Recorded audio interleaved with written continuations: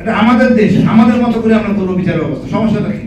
আমি দরকার 50 জনকে মাফ করে দিব, 100 জনকে মাফ করে দিব। অনেক তো দণ্ড হয়েছে, কিন্তু সত্যতা আমরা জানতে চাই। সত্যতা আসুক। আমরা আওয়ামী লীগকে ভালো করে চিনবো। এটা অভিশপ্ত লীগ। অভিশপ্ত লীগ তার জন্ম থেকে এরকম। একটা সেনাবাহিনী ধ্বংস করছে, ভারতের সাথে মহব্বত, স্বামী স্ত্রী সম্পর্ক আমরা এমনটা চাই না। আমাদের নতুন প্রজন্ম ভালো করে জানে কে আমাদের শত্রু। আমাদের অনেকে হয়তো বুদ্ধিজীবী বা রাজনীতিবিদরা ভারতকে তোষামতি করেন, আমাদের এই প্রজন্ম এটা মেনে নেবে না। আমরা চাই ভারতের আদি মুক্ত বাংলাদেশ। আমরা নিজের পয়সায় খাই, কারো দানে আমরা চলি না। আমাদের আছে ডক্টর শ্রমিক, আমরা আজ থেকে কখনো বিজেপি বলবো না, বিডিআরই বলবো।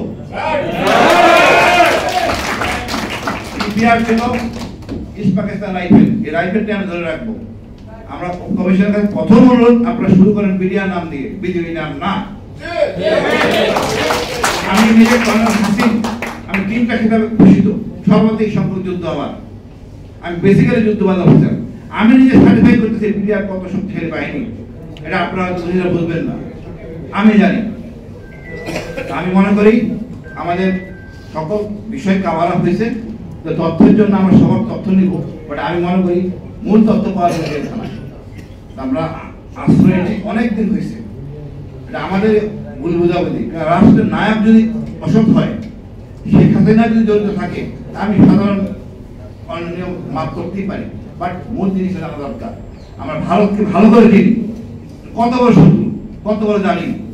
আমাদের বুদ্ধিজীবীরা কারণ ছাড়া আমাদের ভয় দেখান, ভারত এই আক্রমণ করে, সে আক্রমণ করবে।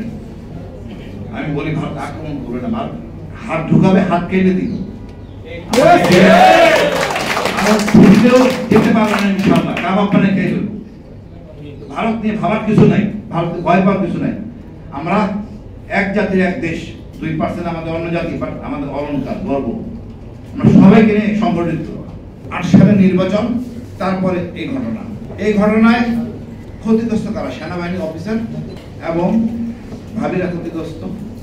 আমার 2 জন সুবেদার, একজন হলো গভর্নর মল্লিক, আরেকজন হলো গিয়া নুরুল ইসলাম সাহেব। এই 2 জনকে আমি সর্বাধিক সংখ্যক এসিআর বলে আউটস্টিং এসিআর দিয়েছিলাম 2 বার। এই 2 জন, একজন সেনাবাহিনীর সদস্য অফিসের সাথে থাকায় মারা গেছেন নুরুল ইসলাম সাহেব, আরেকজন গভর্নর মল্লিক, উনি জেল করে। এখন এই যে যারাই অপরাধী করেছে, মিডিয়া মুন্নিশার ভূমিকা, জয় মামুনের ভূমিকা খুবই দুঃখজনক। তারপর বিচার ব্যবস্থা, গোয়েন্দা, তদন্ত সব সরকার পক্ষে। তো এর কোনো বিচারই হয়নি, সরকার নিজেই জড়িত। এখন আমাদের আবু সাইদের স্বাধীনতার দেশ, আমরা গর্বিত। এইখানে আমরা নতুন কমিশন পেয়েছি।